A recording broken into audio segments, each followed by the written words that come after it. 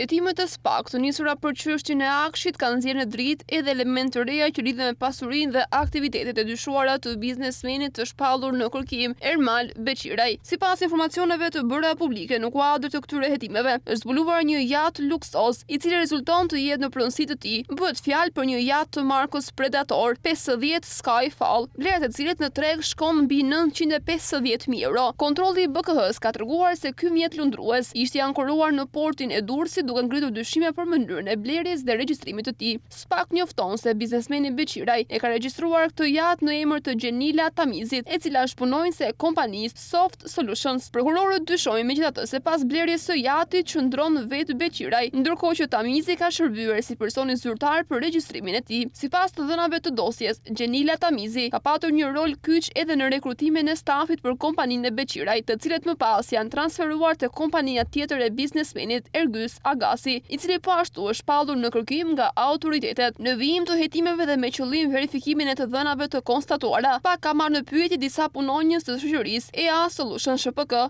Shtetasit e pyetur kanë deklaruar se kanë parë njoftimet për punë kryesisht në internet, ndërkohë që trajnimet i kanë marrë nga Gjenila Tamizi. Nga aktet e administruar rezulton se Tamizi ishte punësuar në shoqërinë Soft Solutions.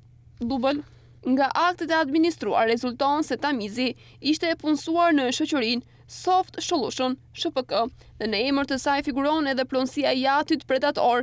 Pas përfundimit të trajnimeve, punonjësit kanë lidhur kontrata pune me një shoqëri tjetër të ndryshme nga kjo, konkretisht me EA Solution, duke evidentuar kështu një lidhje komplekse mes kompanive dhe individëve të përfshirë. Ermal Beqiraj dhe Ergys Agasi akuzohen nga SPAK për konkurrencë të paligjshme përmes dhunës, heqje e paligjshme lirisë, shkelje barazisë në tendera, pastrim parash e grupi strukturuar kriminal. Ata dyshohet se kanë marrë peng biznesmenin Geron Tumeçe, derisa pranoi të tërhiqej nga ankimimet që kishte bërë për disa tendera shtetëror.